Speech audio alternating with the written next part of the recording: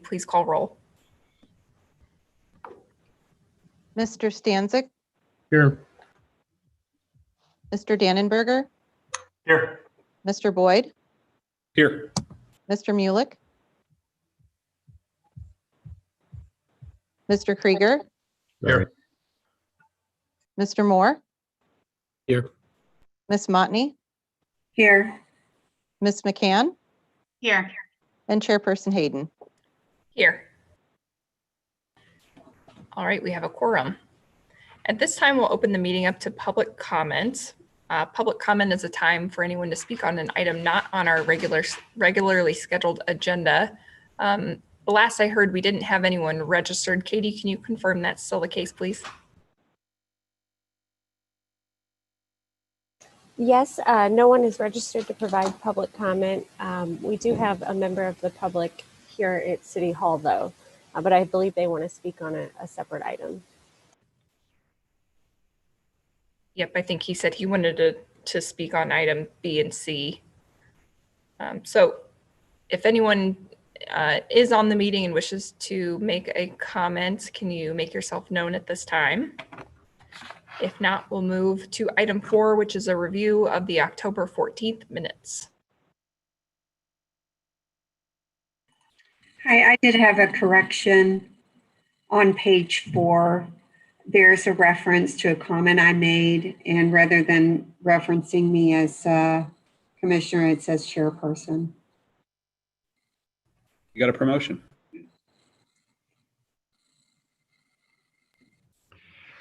I move that we accept the minutes with that correction. I'll second. Can we do a roll call, please? Mr. Stanzik, Yes. Mr. Dannenberger, Yes. Mr. Boyd, Can I pause for a second? Was Mark Muehlek here at last meeting? Yeah, I was. I believe it shows him as absent. I would like to withdraw my motion. I would like to make a new motion that we adopt the minutes indicating that Mr. Muehlek was present and adjusting on page 4 that removing chairperson from start of Ms. Motney's name. I'll second that. Roll call, please. Mr. Stanzik, Yes. Mr. Dannenberger, Yes. Mr. Boyd, Yes. Mr. Muehlek, Yes. Mr. Krieger, Yeah. Mr. Moore, Yes. Ms. Motney, Yes. Ms. McCann, Yes. Chairperson Hayden. Abstain. All right, that passes. Minutes are adopted. So that moves us to item 5, which is our regular agenda. Due to COVID-19 social distancing considerations, this meeting is being held virtually. So those wishing to testify or comment remotely should have registered at least 15 minutes prior to this meeting. But if you can be ready, the way that this will go is that staff will give a presentation, staff or one of our consultants. The commission will then have an opportunity to ask questions of staff or the consultants. At that time, I'll open up the public portion of the meeting, and people that wish to speak in favor of the petition or against the petition will have an opportunity to ask questions or make statements. Then I will close the public hearing portion, and we will have discussion amongst the commission again and a vote at that time. So if you are registered with public comments, you will have an opportunity to make them after our staff presentation. So with that, we'll move to item A, PR-10-20, public hearing, review, and action on an application submitted by Aldi Inc. for a site plan review and to allow for new construction of a grocery store at the northeast corner of the intersection of Ireland Grove and South Mercer Avenue. So Katie, are you giving a presentation? All right.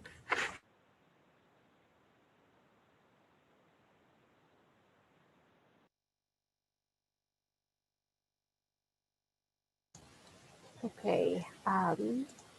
Staff is recommending in favor of the site plan review request for the development of a grocery store at the south corner of Mercer Avenue and Ireland Grove Road. It's proposed to be a future Aldi's store. So here's a photo of the site. It is currently vacant and undeveloped. It is part of the Parkway Village planned unit development. The aerial view kind of giving you a better idea of where this is at. South of Veterans Parkway and east of South Mercer. And then, as I mentioned, Ireland Grove Road runs south of the subject property. The area is developed primarily with commercial and retail uses.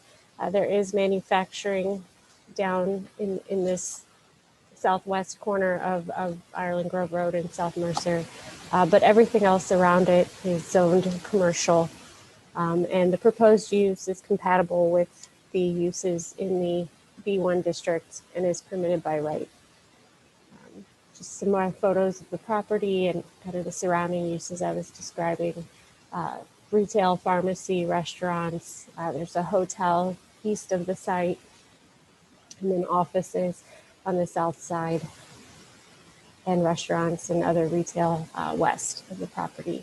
As I mentioned, this is part of the Parkway Village planned unit development. There is a current development plan. This would result in a few amendments to that. Probably the most impactful or obvious amendment would be the vacation of Greenview Avenue, which is currently built. So that would be vacated, and there are utilities underneath which would need to be relocated as part of this development. As such, the lot configuration is going to change as well from currently the western portion is a little bit smaller lot, and so the applicant intends to acquire a larger 2.5 acre parcel, and will have to final plat the remainder as well, the 1.99 acres as part of this development. So after the site plan is reviewed and acted on by council, then the applicant would be coming forward with a final plat for the site and would vacate the road and relocate the utilities at that time. In regards to the site plan though, staff reviewed the plan for compliance with our zoning ordinance, and it complies. I'll highlight a few of the elements for this. There is a bus stop located on the south, I guess it's the southeast corner of Ireland Grove Road and Mercer. So the site is accessible by bus, and there's a sidewalk providing a connection from the stop to the actual store entrance. The developers are also proposing to add a few electric vehicle charging stations. They're not required by our code, but we allow them and encourage them. The site plan shows parking spaces for bicycle parking, as well as the screen dumpster, which are some of the requirements that we have. Mercer and Ireland Grove Road, Mercer and Veterans Parkway up here on the north, that intersection is heavily trafficked, but it was improved in 2009. And so in discussions with our engineering staff, engineers were not concerned about traffic impacts associated with this new Aldi on the existing intersections. They felt that the intersections would be able to absorb the amount of trips generated by the grocery store. The majority of the traffic that happens here, it comes from the State Farm corporate headquarters. Let me go back to the aerial real fast because that'll be easier to describe. The majority of the traffic comes from the State Farm corporate headquarters here, and so it's Ireland Grove Road is traveled, heavily when people are going to work and when people are coming from work. But on the weekends, it's not used as much. So we looked at whether or not this would impact this intersection or any additional improvements, and same with this intersection. And our engineering staff felt that everything was adequate at the moment, because not only was Mercer improved recently, but there are also other ways in and out of this area, so people have options. They're not bottlenecked in one route. So the traffic could be dispersed. You could leave and go Village Lane down to Loop Road and get on Veterans Parkway that way, or come out to Mercer and go south. So there's a few ways in and out of the site. Let me advance back to where I was. So the proposed building is approximately 20,000 square feet. It does meet our parking requirements and does not exceed. So they're providing additional parking above our minimum, but it does not exceed our maximum. The height is about 30 feet 5 inches. The facade's a composition of brick veneer and metal and other materials that are seen in the surrounding developments as well. So staff feels that the proposed building will be compatible with the adjacent properties. Looking at our comprehensive plan, this is a tier 1 infill development priority. It has utilities, it's served by public roads, and it's annexed within the city. So it is a site that's ready for redevelopment. And I'm sorry, the housing was carried over from another presentation, but regardless, this area, the south side, does not have. There are grocery stores on Oakland, but this new development will also provide options for the adjacent residential and for residents who live on the south side of Bloomington. Staff reviewed our standards for the legislative site plan review. We found that the standards are met for the reasons that I previously described in regards to the traffic. The street system seems adequate to absorb the additional traffic. This is a tier 1 infill development priority, and the hours of operation will stagger with the adjacent uses. So we are recommending in favor of the site plan as it's presented, and can answer any questions that you might have.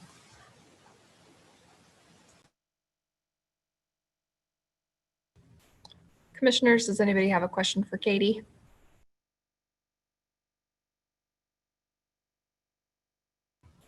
Then at this time, I'll open it up for public comment. Do we have anyone on the line that wishes to speak in favor of the petition or ask a question?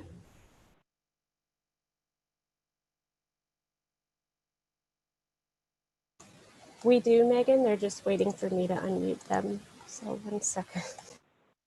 While Katie's working on unmuting you, I'm going to have you state your name and address for the commission, and then I'll swear you in.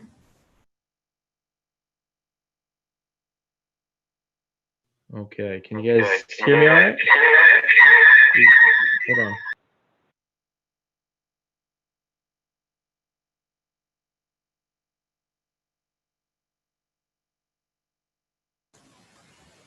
Kyle, you are muted. You may need to hit *6.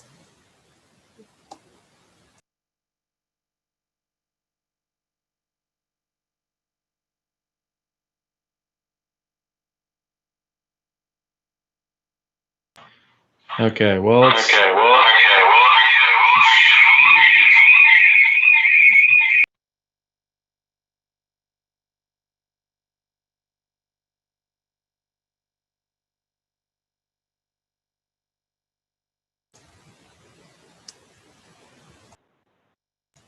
Kyle, I think Nathan is also on the line and is unmuted as well.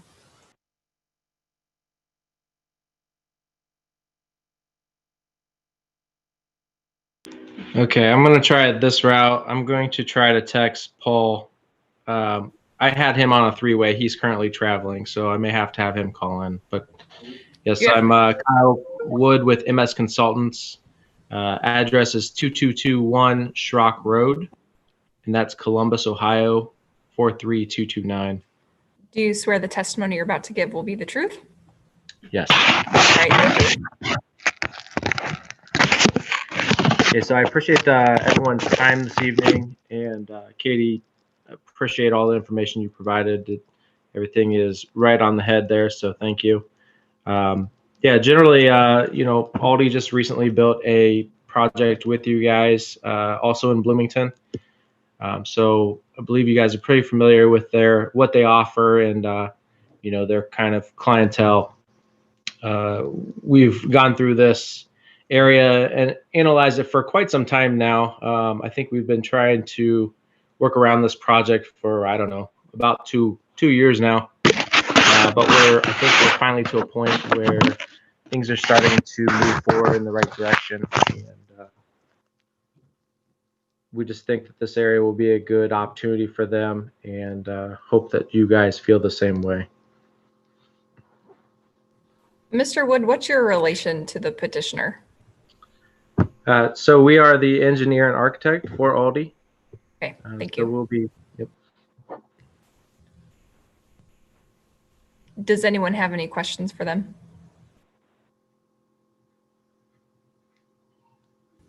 All right, I don't think we have any from the commission, but if we do have questions from the public, we'll bring you guys back to address anything as needed. Thank you. Sounds great. Thanks. Do we have anyone else on the line that wishes to speak in favor of the petition? Do we have anyone on the line that wishes to speak in opposition or ask any questions?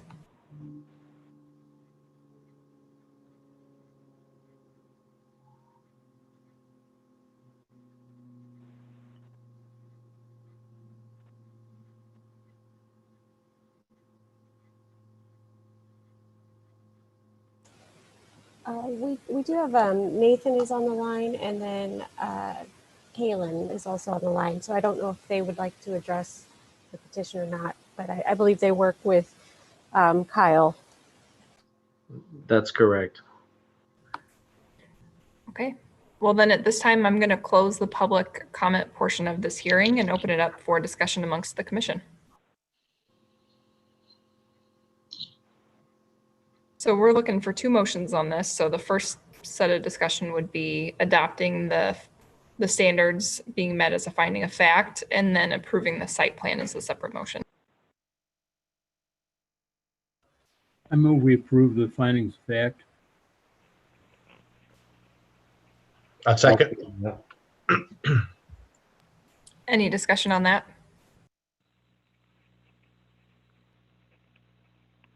All right, roll call, please. Mr. Stanzik, Yes. Mr. Dannenberger, Yes. Mr. Boyd, Yes. Mr. Mulek, Yes. Mr. Krieger, Yes. Mr. Moore, Yes. Ms. McCann, Yes. Ms. Motney, Yes. Chairperson Hayden. Yes. All right, that motion carries. So then the next piece is approving the site plan. I'll motion to approve the site plan. I'll second. George, do we need any wording on that we're asking the city council approves the site plan? Mark, that's my mistake.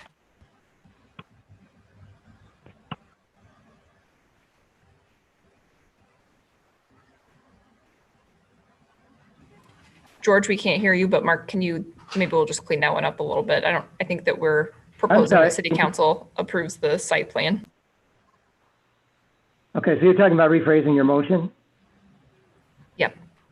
Yes, I will rephrase the motion to approve that city council approve the site plan. To recommend? To recommend. To recommend approval to the, Yes. okay. We get a second? I'll second. I'll second that recommendation. All right, roll call, please. Mr. Stanzik, Yes.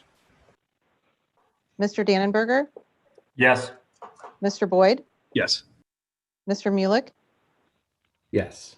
Mr. Krieger, Yeah. Mr. Moore, Yes. Ms. McCann, Yes. Ms. Motney, Yes. Chairperson Hayden. Yes. Motion carries. Katie, do you know when this is going to go before council? This will most likely go the second meeting in November. Let me look that date up for you.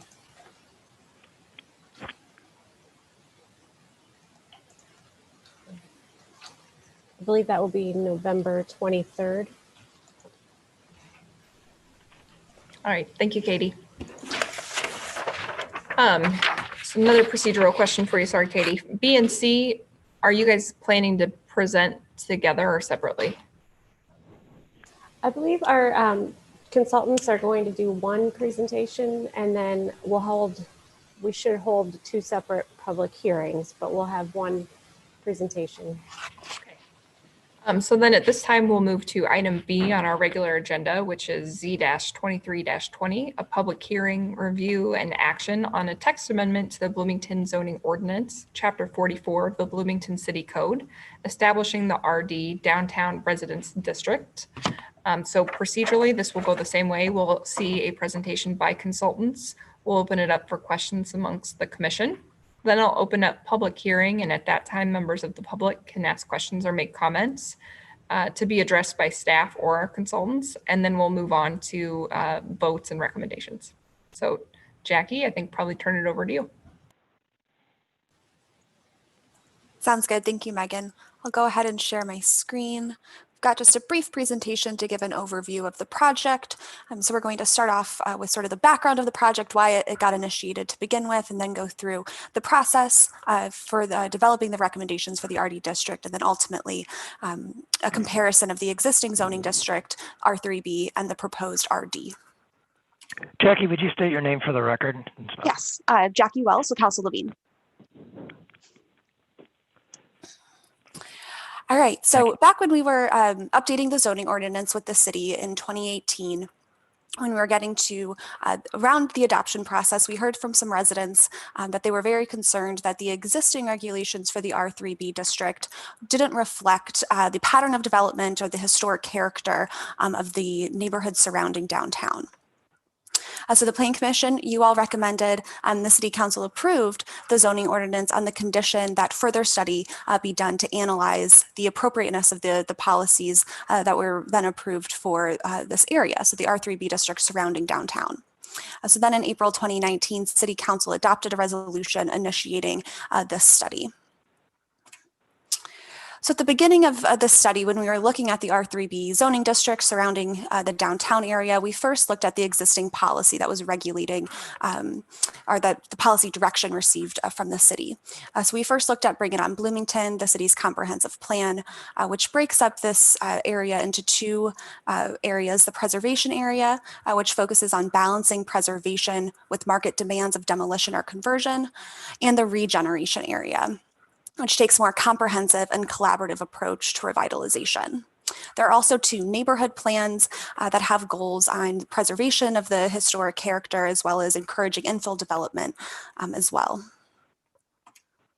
So this map is from the comprehensive plan. It shows in pink where that regeneration area is, and in orange where the preservation area is. So these orange and pink areas aren't the entire R3B study area. The R3B study area is just a small portion of those. So way back in the 1960s, when the R3B district was first adopted, it was adopted with this purpose statement, which focuses on highly concentrated multifamily residential development to provide for more intense land uses in areas where low density development is deemed neither appropriate nor economical. And it allows for densities of up to 70 dwelling units per acre.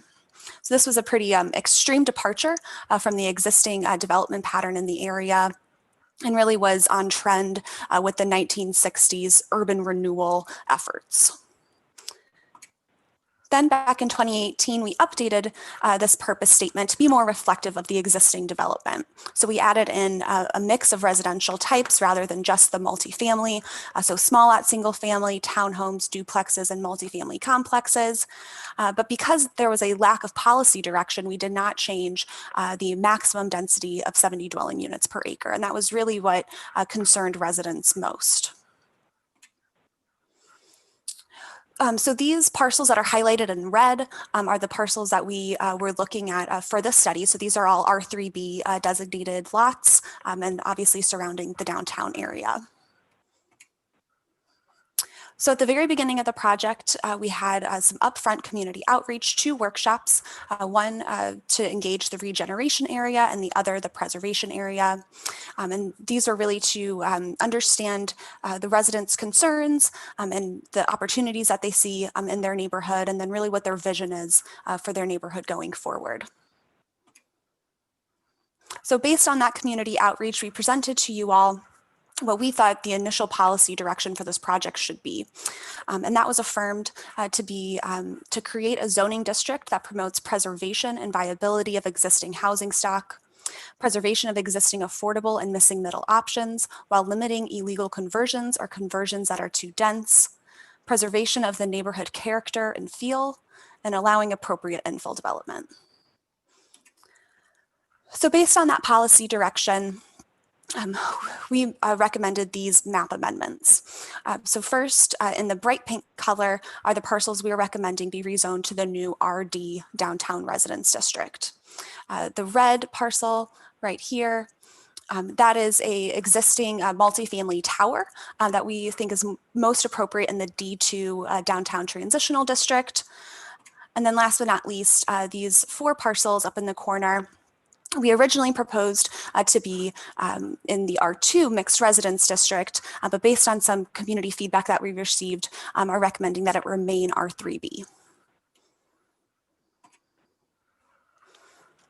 So in addition to the map amendments, the RD Downtown Neighborhood Residence District is proposed to have this purpose statement, which we feel is much more in line with the existing character as well as the vision of the residents for the future of their neighborhood.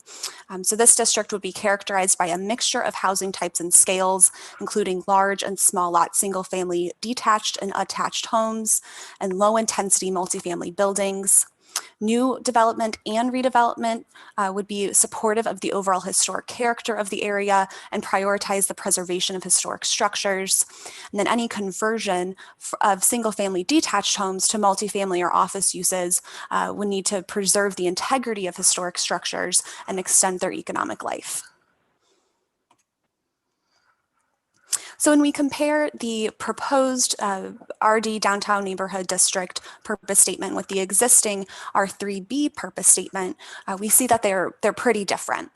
So the R3B promotes highly concentrated multifamily residential development, while the RD aims to preserve the mixture of housing types that currently exist. The R3B deems lower density development as neither appropriate nor economical, while the RD prioritizes extending the economic life of structures through the conversion of those structures to multifamily or office uses. The R3B encourages multifamily dwellings and mid-rise structures, while the RD encourages new development and redevelopment that's supportive of the overall historic character of the area. And then last but not least, and I think most importantly, the R3B allowed for densities of up to 70 dwelling units per acre, while the RD Downtown Neighborhood District would allow for densities of up to 43 dwelling units per acre. And now we're looking at the dimensional standards for both districts, and we can see again there's quite a bit of difference. So the R3B district is your typical Euclidean zoning district. So it has minimum standards for things like your lot frontage, lot area, lot coverage, your setbacks, all of these things that you see as pretty typical in more suburban style development. Whereas the R3B area surrounding the downtown was really developed over time in a much more natural and organic way. So there's not that rigidity in the lots or the development that you really would make these types of dimensional standards appropriate. So instead, we're recommending that in the RD district, these standards be measured on a block average, so that new development or redevelopment on a block would be consistent with development that currently exists. In addition to block averages, we're recommending that design guidelines be included in the RD district as well. So we're including the guidelines that currently exist for the historic overlay districts, including architectural guidelines and requirements for materials for new construction. Currently, the R3B district does not have any design guidelines.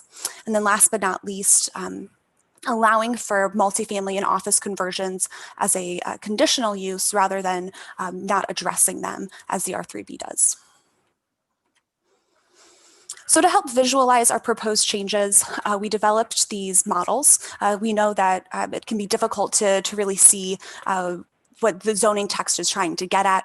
So we wanted to help illustrate that for you. So on this side, we have the what could be a potential development in the R3B zoning. So this is a existing vacant lot in the regeneration area. So under the R3B, the existing zoning, this large building really out of scale and out of character with the neighborhood would be permitted. Whereas over here we have the RD district, and you can see that this development is much more in line with the scale and character of the homes on either side. And then next we have a model of a multifamily development. So this is a existing vacant lot in the preservation area. So you see the R3B multifamily opportunity is again out of scale and character.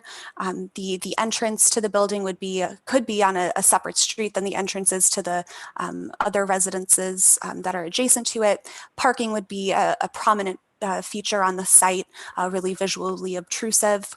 Whereas when we look at the RD multifamily potential, the scale of the buildings is much more in line with those adjacent to it, and the parking is tucked away in a manner that helps to bring down the visual obtrusiveness of that area.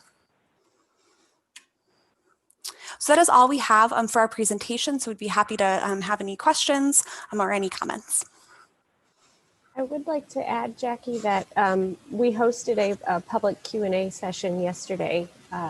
I don't know if anybody had a chance to watch it, but we did have some members from the public who attended and asked questions about tax impacts, asked questions about the difference between, the R3B district and the R2 district and the RD district. And so all of that conversation was live streamed on YouTube and is available as well for council and for the planning commission and anyone else to watch. Katie, you sent us an email with additional comments as well, right? I did. So this afternoon we received 2 emails actually that I forwarded on to you. One was from Mr. Greg Koos and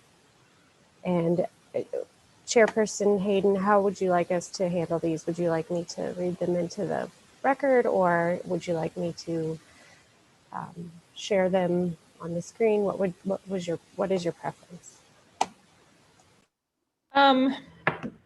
The first one that you sent is pretty long, so we should probably do the same thing for both. Can you share them on your screen, please? Yes.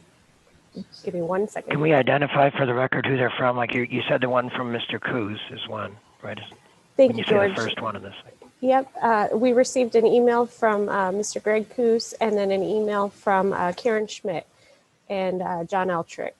So give me 1 second to switch to my... Karen Schmidt and John's email had questions that if we could have Jackie answer while she's got the floor would be great.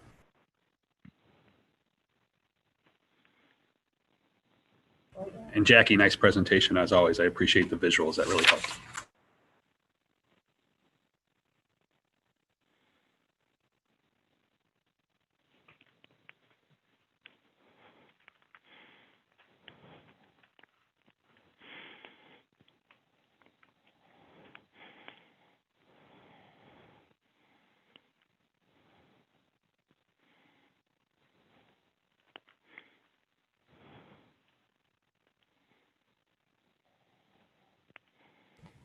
Yeah, so maybe we can try to address some of the questions. So one of the questions in Karen's email, Jackie or John, was that Dimmitt's Grove was going to be broken into 2 zoning areas. So if you guys are familiar with that neighborhood and what they're talking about, can you speak to why that decision was made? So the Dimmitt's Grove, the area that they're speaking of, is currently split into 2 zoning districts. So part is R3B and another part is R2. So we're recommending that the R3B portion be rezoned to the RD district, since that was our sort of the extent of our study area. Okay, thank you.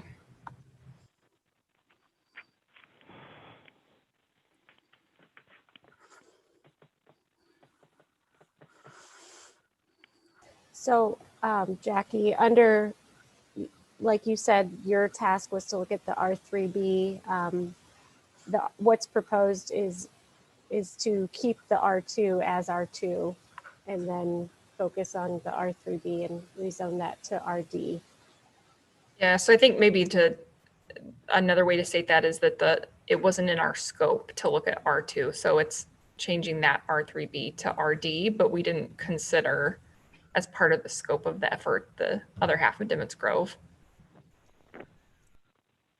I guess I would add, and Jackie or John, please feel free to jump in, but we had this discussion briefly last night. We initially looked at, is R2 appropriate zoning for the study area, but it would result in a number of non-conforming lots and structures and uses, which is why we went the more contextually sensitive approach of creating its own zoning designation.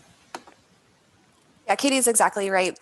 Also, the R2 doesn't have any type of design standard for architectural design standards or for building materials. So we really thought that to address the residents' concerns, that was really needed for new and redevelopment. So if I understand right, the proper course of action on that would be after this effort, if the RD is established and there's still, someone wants to focus on that R2 area to see if that would also fit for RD, that would be a separate effort, correct? That someone could try to advocate for. Does that sound right procedurally, Katie? Yes. Okay, Jackie. And I think, Tyson, to that point, if someone were to come in after the fact and petition for a rezoning to R2, the city would want to make sure that it's not a sort of a spot zoning or a property specific request, but it made sense from a district perspective to shift the boundary. So it can't be done for just one parcel or another. It had to make sense as the district to rezone to enlarge the district or something. So.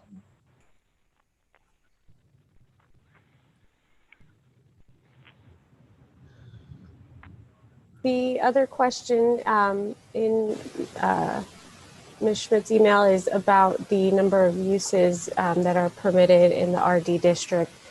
Group family homes, dormitories, police stations, domestic violence shelters, boarding and rooming houses, and utility solar energy facilities. Those are all currently permitted in the R3B district. John and Jackie, if I'm correct. And so to avoid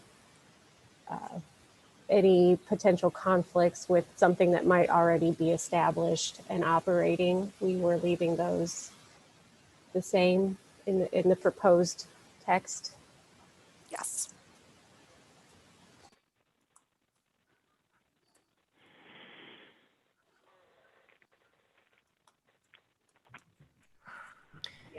On the subject of permitted and special uses, I noticed that there wasn't any like eating establishments in here, like restaurants. We do have some like bed and breakfast. You've got some things like drugstores or grocery stores that could, have traffic. I wonder if there's any like consideration of having a restaurant being allowed special use in here. Any thoughts on that from council folks? So currently, eating and drinking establishments were not permitted in the R3B district. We didn't want to expand the number of commercial uses that would be permitted in this area based on feedback we received from residents that was really not something they wanted to see proliferate in their neighborhood. So these commercial uses are aligned with what's currently in the R3B. Are there any differences from it?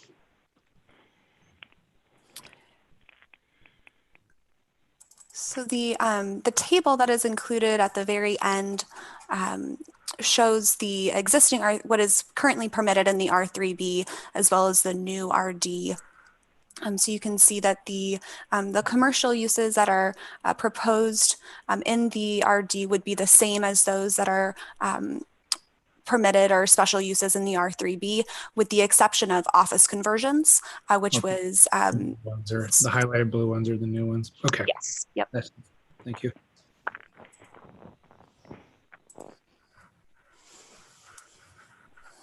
So Katie, Jackie, I do have a question. You mentioned that you couldn't, or you chose not to be more restrictive because of things that might already be non-conforming. Could you talk a little bit more about that and what would allow you to be more restrictive in alignment with what these residents are asking for?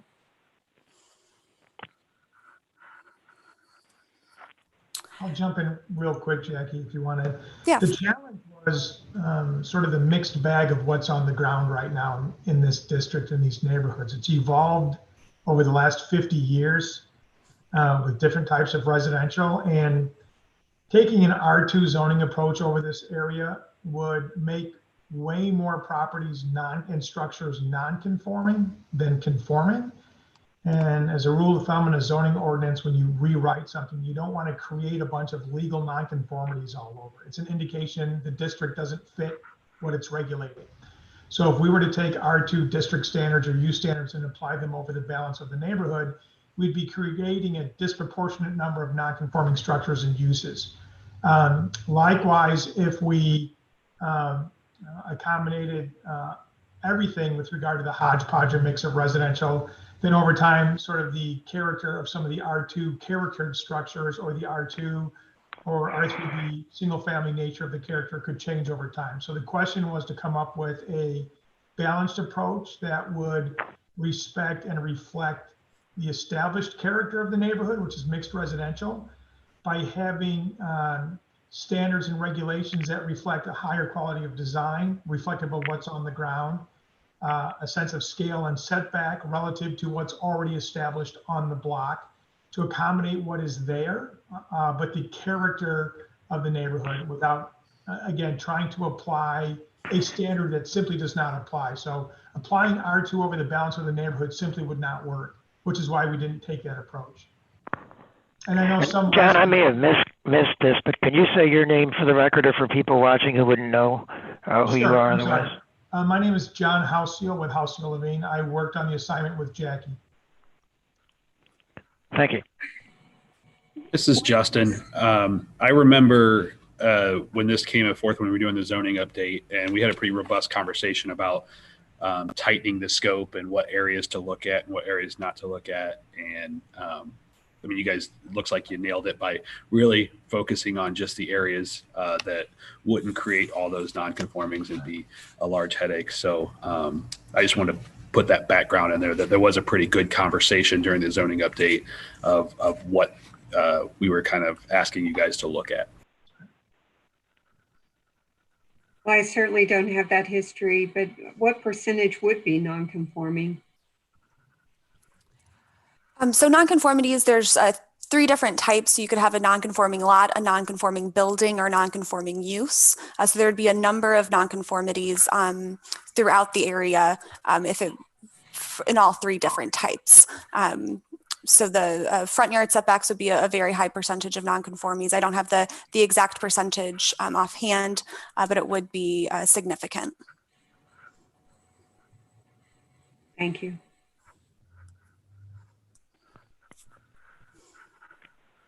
On my screen right now is the second email that we received from Mr. Kuz.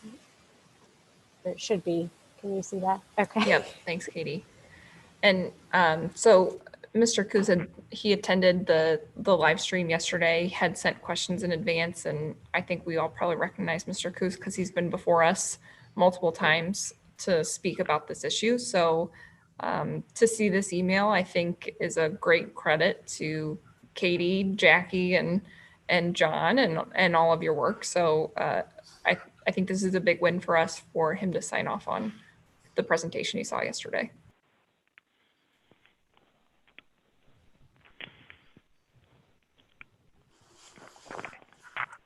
I had a couple other questions for Jackie. There are just a couple terms you used that I wasn't familiar with. You said missing middle options. Could you explain what that is?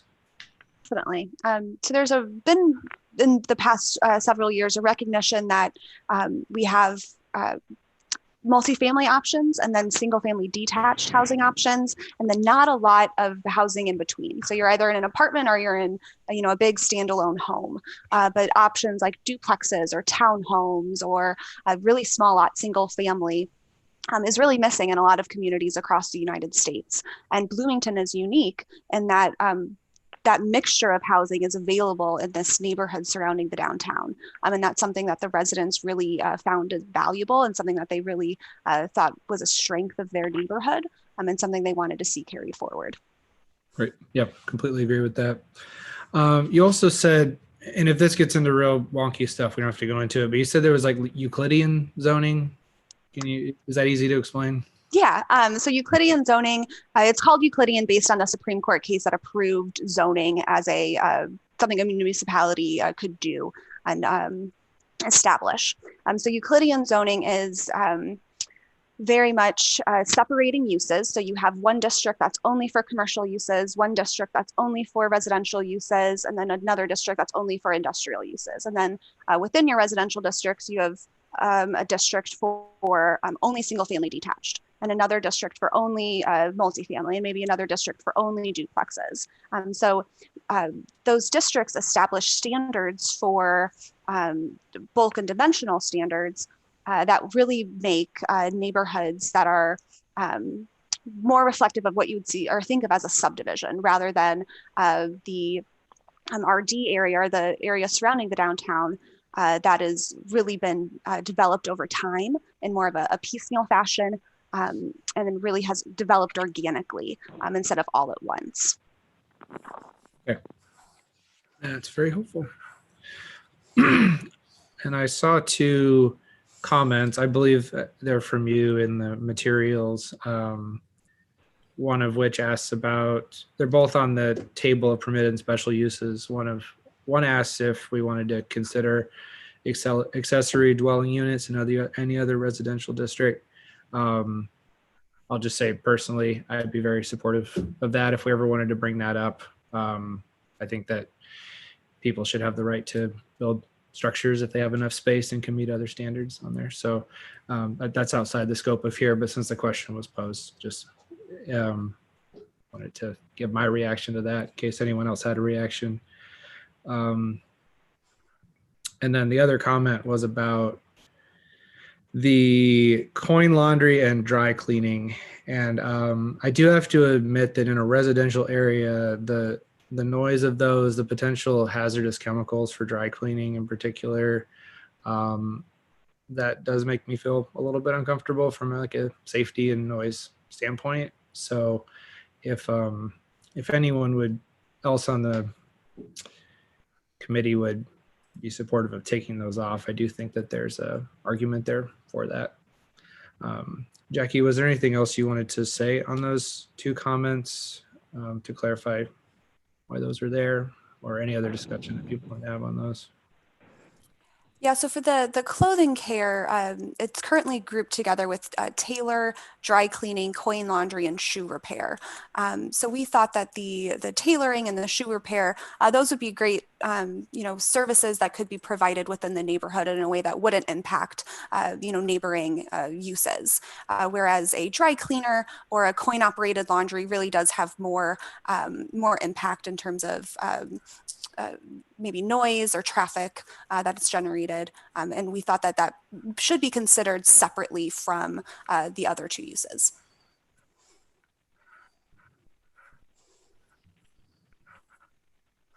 So Tyson, just to let you know, the resolution that council passed initiating this process does say that there could be amendments to the text. So there is an option for us to do that, to take out the coin laundry and the dry cleaning as a separate kind of recommendation, its own class. And then it would also have that probably the same as with the two footnote, just in the table. We would just move it down and add it in the table. So for the uses that like the R3B and the R4 that it currently has. And then in regards to your question about accessory dwelling units, I think it's good that we've raised the subject, but I think in terms of today, we don't have to have that conversation right now. We can definitely come back, and as we're talking about housing and affordability, and go into that a little bit more on a different date. So Yeah, I agree with that. Anyone on the commission have any other questions for Jackie or Katie? All right, then at this time, I will open it up for the public hearing portion of this agenda. So I do believe that we have someone in person. I'd like to give them an opportunity to comment first. So sir, can you please state your name and address for the commission, then I'll swear you in. My name is Mark Kudris. I'm at 3105 Cumbria Drive in Bloomington, Illinois. Do you swear the testimony you're about to give will be the truth? I do. All right, please proceed. So I live at 3105, but I do own half a dozen properties that are in this new proposed RD district. And I've owned a property there for 20 years. So I've been around a while.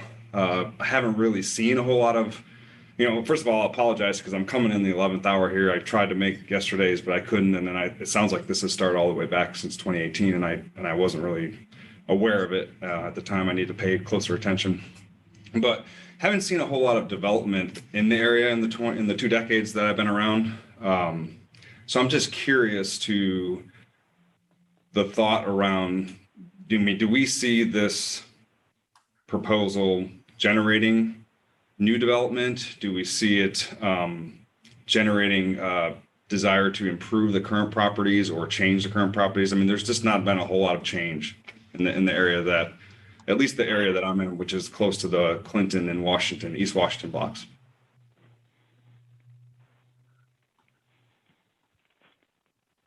Katie, do you want to? yeah, I think John, you, Jackie, and I can address that.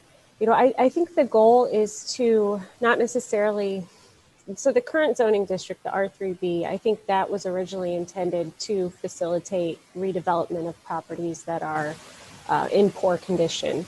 And part of this study was to go around and look at the quality of the existing stock. And like you said, I think what Jackie and her team determined is that the majority of the properties are not in horrible condition. They just need something that would help extend the life of the structure. And I think that is the intention with the RD district, is to allow for the structures to remain and to promote uses that are going to extend their life and their usability. And then if development were to occur, it would be compatible with the adjacent structures is really the focus, to make sure that we're not encouraging something completely out of place with the neighborhood. John and Jackie, is there anything you want to add? No, I think that does a pretty good job. That the previous comprehensive plan and previous zoning really sort of set the table for a disproportionate level of density and development intensity in this neighborhood. And it never manifested to a great degree, but it caused a lot of, I would say, concern among people who lived in the neighborhood, that if they were to begin to get development representative of the comprehensive plan and the previous zoning standards, it would not be necessarily desirable development for people who live there and own the property there. This plan will begin to get much better looking development, much more appropriately scaled development. I think it will show that this neighborhood is ripe for quality investment and redevelopment going forward, as opposed to sort of announcing that if you're going to do something big, this is the place to get it done. So I think it's reflective of the neighbors and owners' desires to see the neighborhood improve as a neighborhood for people who live there and people who may want to buy there and invest in the future, and do both of those things, not just sort of dismiss the character of the neighborhood now in air of encouraging overly intense development in the future. So I think it strikes a much better balance that will actually encourage investment, because the quality of the neighborhood will begin to improve as a result. Good. Yeah, I mean, having the fact that I own several properties, like I say, half a dozen in the area, I would love to see that.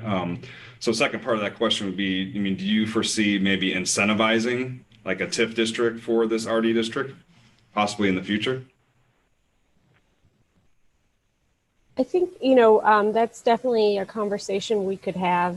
And Melissa Hahn, our economic development director, is on the call. So I would also, if you would like to add to my response, please jump in, Melissa. But I think, that's something we could consider in the future. In regards to the email that Karen, something that we could investigate in the future. I don't know if it's a candidate for TIF, just full disclosure. So we would want to look at that more closely. But in the email we received from Ms. Schmidt, she was asking about the potential for historic surveys, and that is a separate project that we are focusing on, our historic preservation plan. So if the city and the neighborhood at some point wanted to look at the historic route, there are incentives associated with preservation that could also maybe apply to the neighborhood. Okay. And I think the last question I would have is in Jackie's proposal, when she was talking about setbacks and basically building or standards for probably getting permits, there was talk, in the old R3B, it was quantified as far as feet and setbacks, but in the new proposed district, it's more conforming to the area. So who's going to ultimately make those decisions? If I go get a permit or want to get a permit and I'm talking to somebody at City Hall, before they would pull up a book and say, well, you have to have so many feet. Now it's more conforming. So is there going to be some study that would need to be involved as part of that request for changes? It would still be pretty straightforward, something that could very simply be done when you brought in your plans, sitting down with city staff, Katie or somebody else on city staff, to very easily say, here's the setback for the other 3 houses on the block. Here's the house or the duplex I'm proposing to build. Because of the location of the other 3 buildings on the block, my setback has to be X. So it's not a defined and delineated number like it used to be everywhere, because every block is so different. It's more sort of context sensitive to the block you're proposing something. So before you drew up plans, you'd be able to sit down with city staff to determine what your setback would be, so you could draw up plans in response to that information. If you were to sketch something out before that, you'd be able to sit down with staff to very easily determine if you complied with those setbacks. So a little bit of pen and paper required to determine that, but nothing you couldn't do by yourself or sitting down with city staff very simply. Okay. Actually, I do have one more question. I think one of the properties that I own in the area is zoned commercial. So if it goes from commercial to this new RD district, would it be easier to make it or convert it to residential, solely residential? I think I was given like a special use, not a special use, but because it was commercial, I could do one residential and one commercial, but I wanted to do all residential with the property. Would this change that zoning to allow it to make it easier for solely residential? So yes, you could do 2 units, 3 units. Yeah, you could do that by right, or depending on the number of units. Sure. So this proposed amendment does not rezone anything from commercial to the new RD district.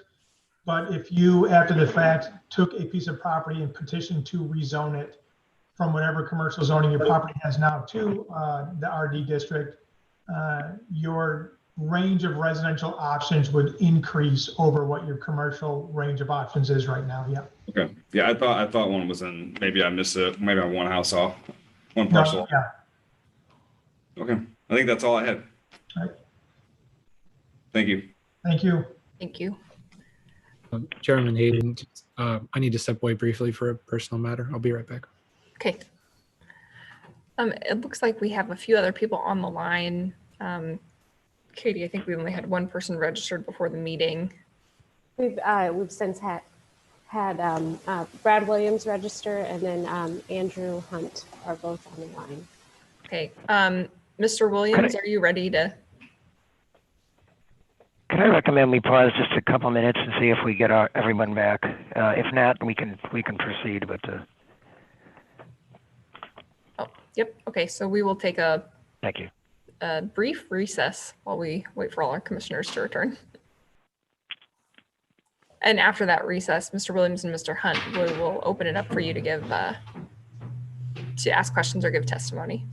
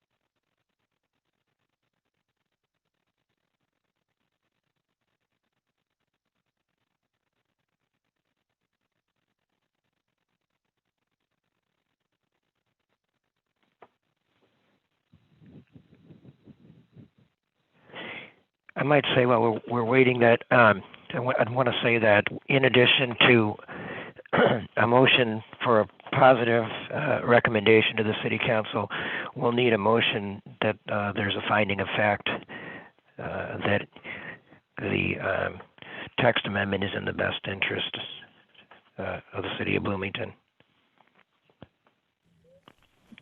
George, is that in addition to the recommended wording in our packet, which is that they, Yes. Okay. So a best interest recommendation and a positive recommendation for adoption. That's correct. Okay, that's a new one. Those motions. So a finding, we'd be looking for a finding of fact that just the text amendment or the both of these. We're going to do text Well, for each first, of and them. then we're going to do map. Yeah. Okay. Right. So we'd have a motion to make a finding of fact that the amendment is in the public interest. And that's sufficient. We don't need to enumerate why that is. Should Pardon I give reasons? If I'm going to make that motion, do I need to give reasons for that, or just is stating that sufficient? You may indicate some of your basis if you wish, but I don't know that it's required. There's a number of things that can be considered in with regard to any of the a rezoning, a map amendment or a text amendment. Okay. But it's not necessary that you enumerate them all. We just mostly need that finding of fact. I think we've got everyone. We've got everyone back, so I want to reconvene, make sure that. Sounds good. We have everybody. Yep. Okay. All right. So, Mr. Williams, if you're ready at this time, can you please unmute and state your name and address for the commission, and then I'll swear you in.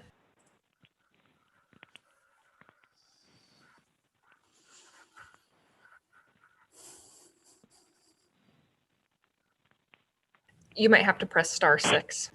Yeah.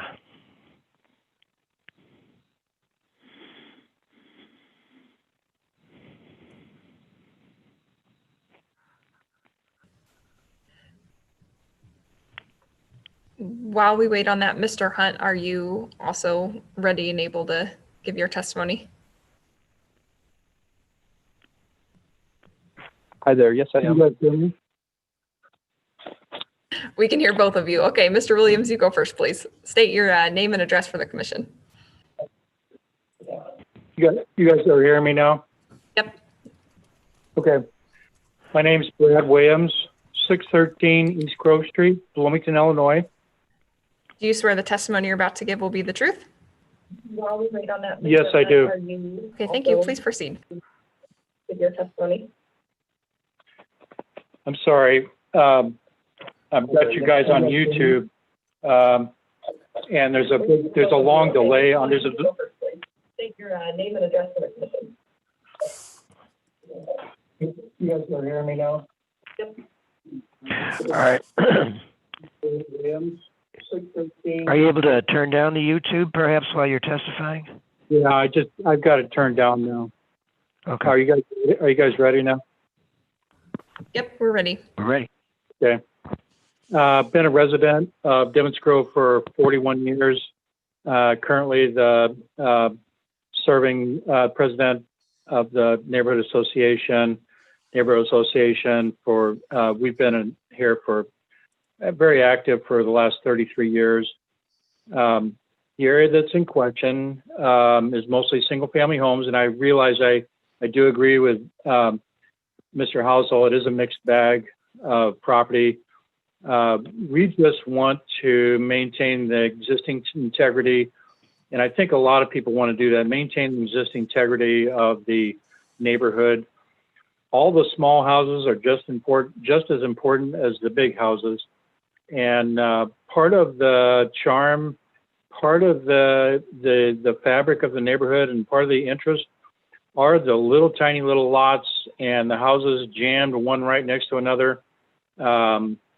All of the, and I want to say this once again, as I said last night in the meeting, once again, the diversity of the properties, the architecture, the people, the size of the houses, the size of the lots, how everything's laid out, you're never going to duplicate that.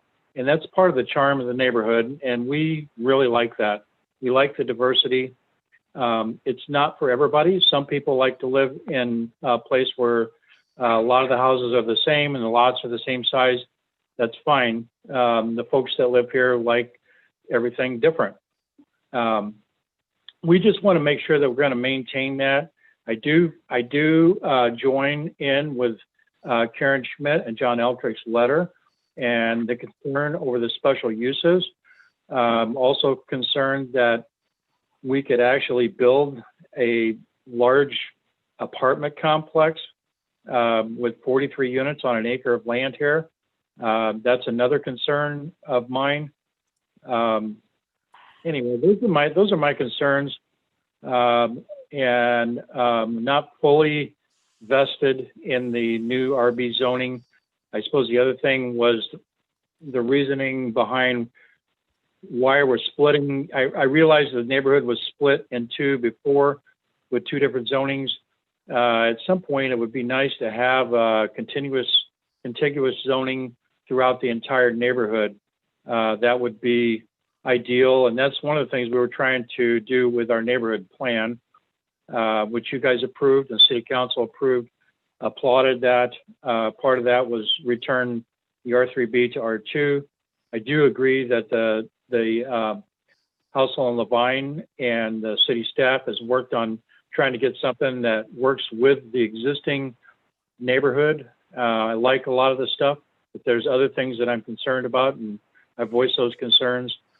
I guess that's all I have to say. Thank you. Thank you, Mr. Williams. Does anyone on the commission have any questions for Mr. Williams? All right, thank you again. Mr. Hunt, at this time, if you want to state your name and address for the commission, I'll swear you in. Okay, thank you. Andrew Hunt at 1405 Winterberry Circle in Bloomington. Do you swear the testimony you're about to give will be the truth? Yes. Okay, thank you. Please proceed. Okay, thank you. I was on the call yesterday and was asking a question about a property that my wife and I have over on the northeast corner of the area that you guys are studying. Not really involved in the discussion so much about the downtown area. This area is an R3B section that's kind of in the northeast corner of this whole discussion. In speaking with Ms. Simpson today, if these 4 lots were changed from an R3B to an R2 status, it would put our lot or our building into a non-conforming or a lawful special use. It does seem to be that this area is a little bit out of the scope of what I'm hearing generally discussed here.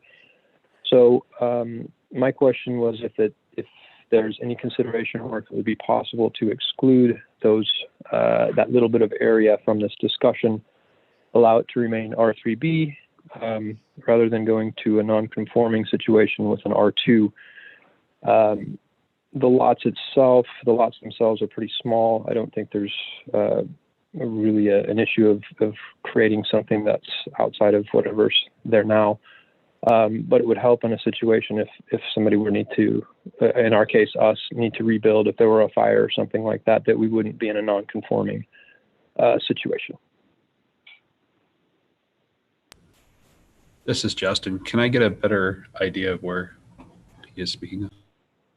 Yeah, so on the map of the study area, it would be there's a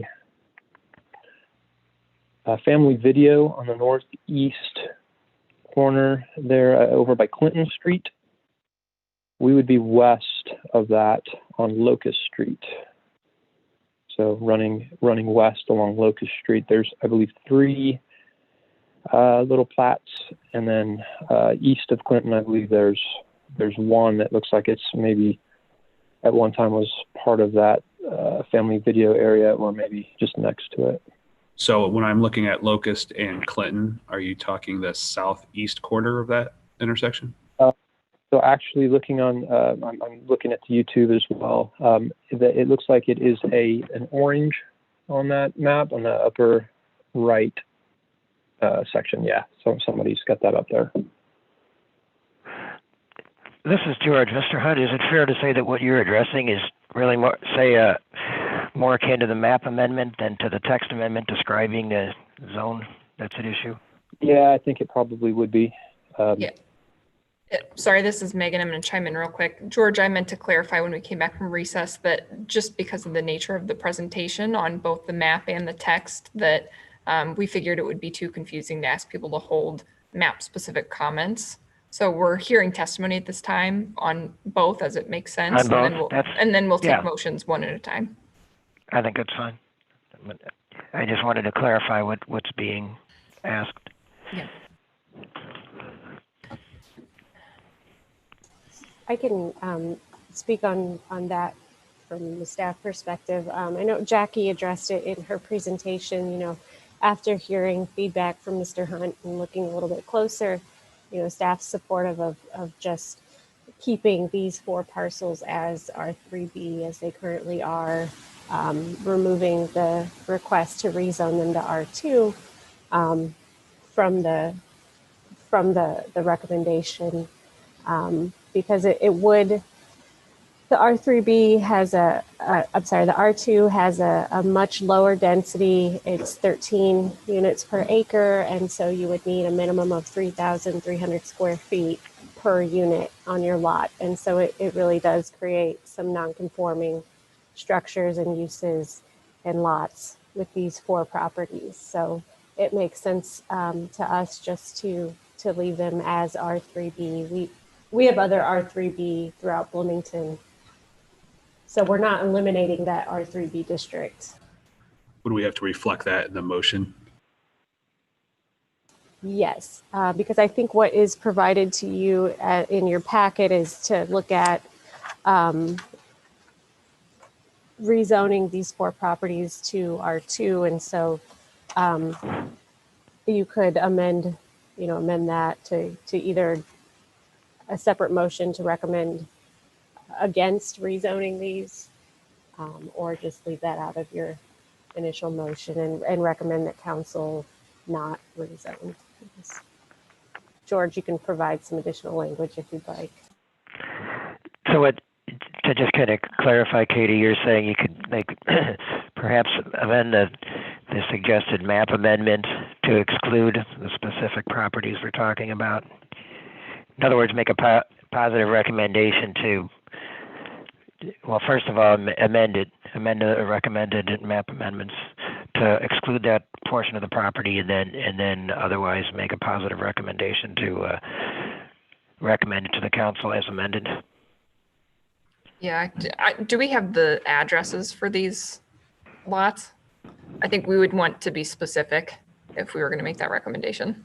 We do. They are in your packet and they are in exhibit. There's a draft ordinance with an exhibit B, and we are looking at the properties, the first, I guess, numbers 2, 3, 4, and 5. Okay, thank you, Katie. Someone wants to find that and highlight it. Whoever's planning on making a motion on this next go around, that would be good.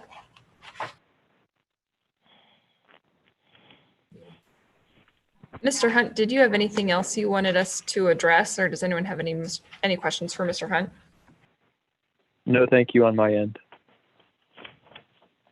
All right, thank you. Do we have anyone else from the public who wishes to provide testimony on either the text or the map amendment at this time?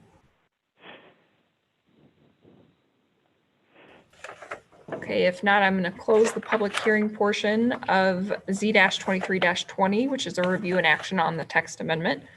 And I'll open it up to commissioners for discussion and a motion. So, and just in case we recap what George had stated as we were coming back from recess, we are going to need 2 motions on the text amendment. So that's all we're considering at this time. We're going to open up the map amendment next, but we need a best interest motion, and then the wording on page 5 of this section for the recommendation of adoption. I would use that wording for the second. Yeah, to be specific, it's that the amendment is in the public interest. It's based on 17-6 cap E sub 2 of the zoning ordinance. I only had one more question, and it was for staff. Something that one of the first speaker said, just kind of about the complexity of this, since it is different than how we do things elsewhere, with like numbers and setbacks, and we're talking about averages of different areas. Is this going to create an onerous situation for the city, for the site plans in this area? Do you have concern about administration and maintenance of this at all? No, Okay. no, we don't, Tyson.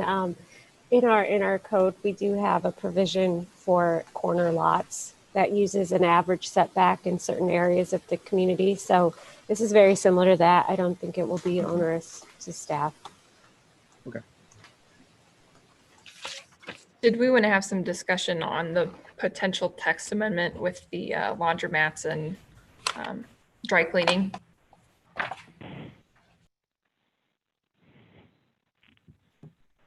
So I was trying to scribbling down here, trying to figure out if there's a way to clearly articulate what we could do. It's hard to make an amendment adjustment on the fly.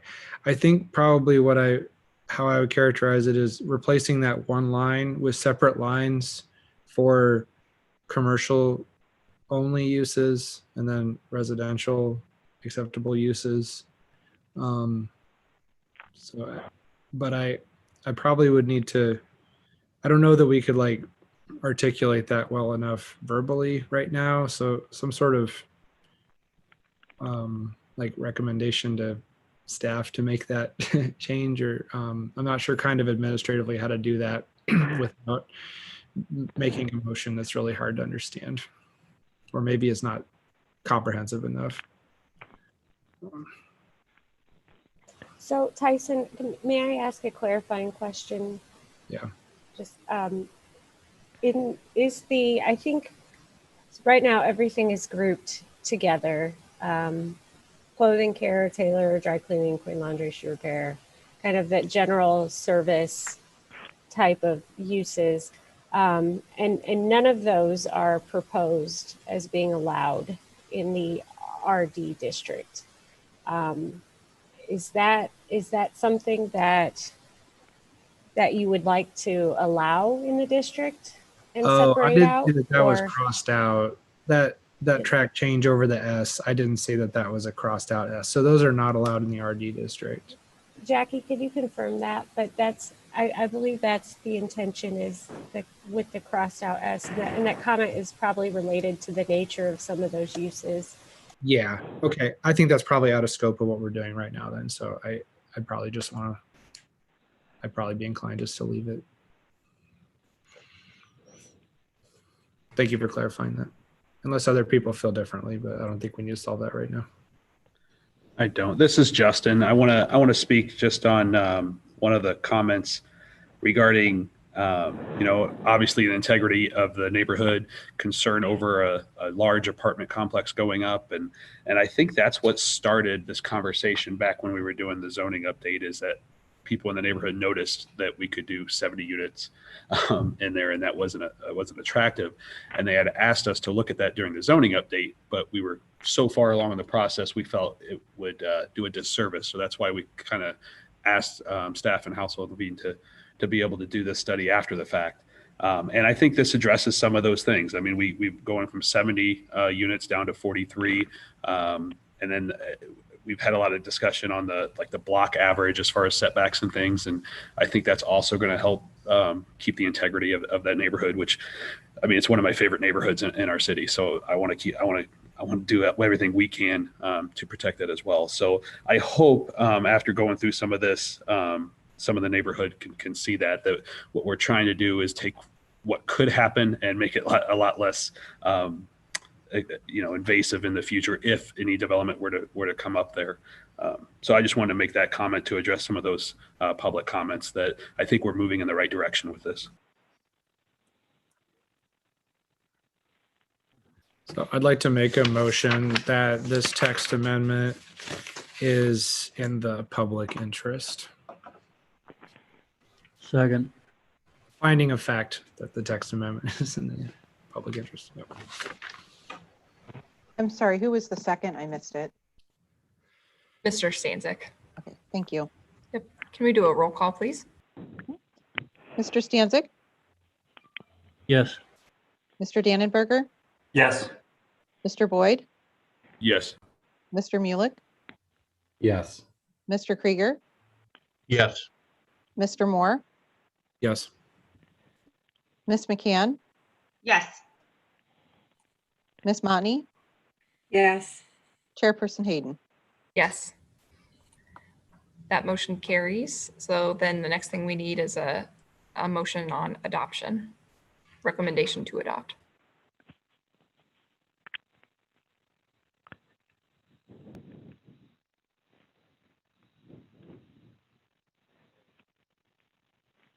So this would be a motion to make a positive recommendation to the city council to adopt the proposed text amendment? Yes. So moved. Second. All right, roll call, please. Mr. Stanzik, Yes. Mr. Dannenberger, Yes.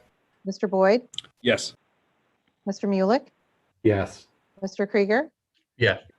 Mr. Moore, Yes. Ms. McCann, Yes. Ms. Montney, Yes. and Chairperson Hayden. Yes. That carries. All right, so that is the conclusion of regular agenda item B, Z-23-20, and we will move on to C, Z-24-20, public hearing, review and action on the map amendments to the official zoning map for properties in the city of Bloomington impacted by the creation of the RD district. Because the presentation by Ms. Wells covered both, we will not have a presentation. And our public comment portion covered both. So I'm going to open it back up just in the interest of a fair process to see if anyone has any additional comments on the map amendment. From the public, yep. So if anyone from the public wishes to make an additional comment on the map amendment, please identify yourself for the commission.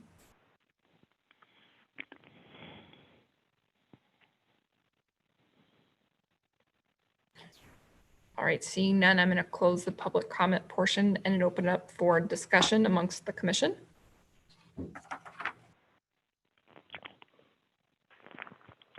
And this again will be, this will be two motions. And we did have discussion on an amendment to the recommendation motion. I'll motion to approve the findings of fact in the public's interest. Second.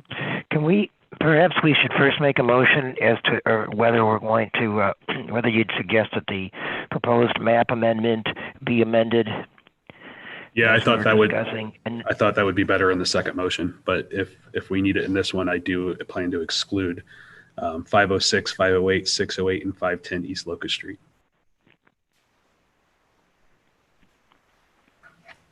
George, do you want that as a separate motion? You want 3 motions?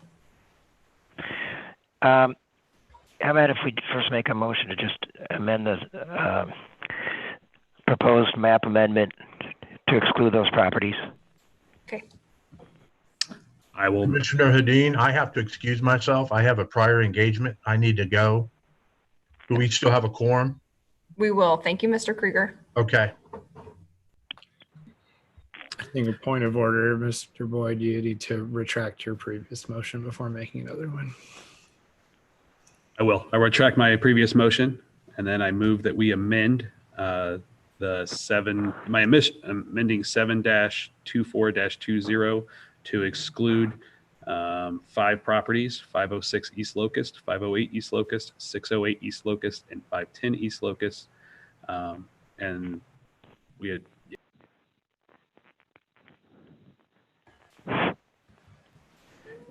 George, I heard 4 properties.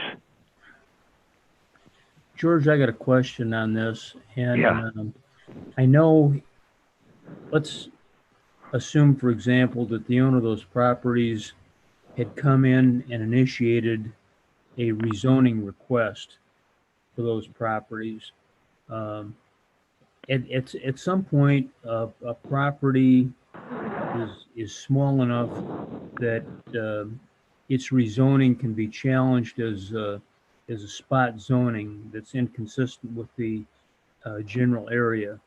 And it seems to me there's at least a possibility, depending on the size of these parcels, that we may be doing the same thing in reverse. That is, by excluding property from rezoning, we might be having the same impact as if we selectively rezoned that property. And I guess my overall question is, in your opinion, are these properties a big enough chunk that they will be legally defensible if challenged as an exception to the zoning of the overall area?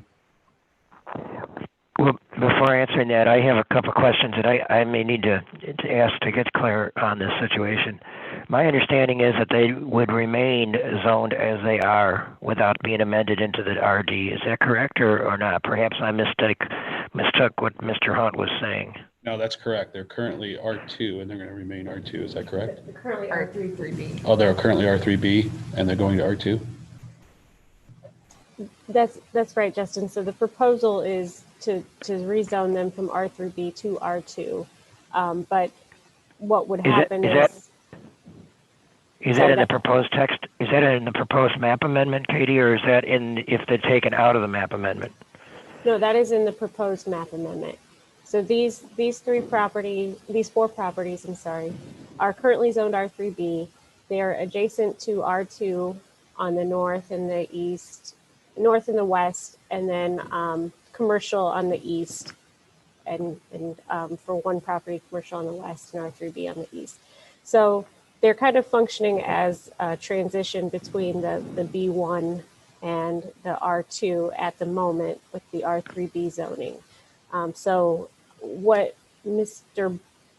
the property owner requested was to leave them that way, to not zone them to R2, which is in the initial map amendment initiated by council. Council was asking us to look at zoning these as R2. So perhaps another way would be to recommend a denial of rezoning them to R2, or, I might ask.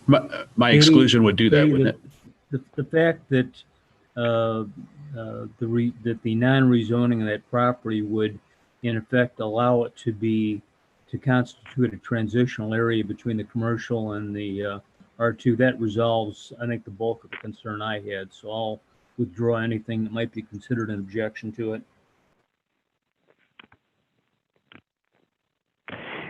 Yeah, I think the main thing is to be as clear as possible as to what we're recommending to the city council. And my understanding also, this follows up on what you were saying, Dave, even though I understand that you've withdrawn the concern, is the property owners here, right? Mr. Hunt owns all those, is that correct?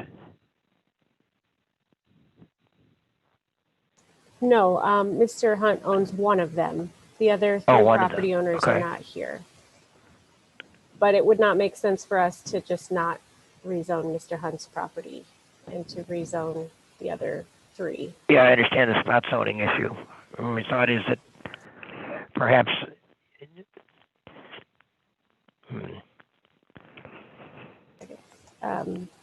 well, it's up to John? the commission as to the shape of what they're going to recommend. That's certainly for sure. I suppose I do have some concern that perhaps there is the possibility that the owners should be have a potential to voice their opinions on the subject. So George, we sent out, and John, please, if you have any suggestions, as our consultant, please jump in. But we did send out notice to those property owners, notifying them that it would be going to R2. So anybody who objected or supported it had an opportunity to provide that at this time. So I am not as concerned as maybe as you are with that, because that period of testimony is right now. That is where they had the opportunity. I agree with that. It's, as long as it was an either or, if we're looking at it from that perspective, that's fine. If it's if it's a third kind of zoning that would not have been apparent from your notice, that's where I'm saying that there might be a concern. But and that's not. Yeah, if it's a yes or no, and this is simply a no, then they had the opportunity to show up either in support or against the proposed map amendment. We have one property owner who did show up against. Right. So, I hope no, that's fine. I get it. answers. I was just asking. That's kind of what I was saying. I had a few questions with respect to clarification. Yeah, Katie, I think you're I'm spot okay on with with George saying, so I concur. Yeah.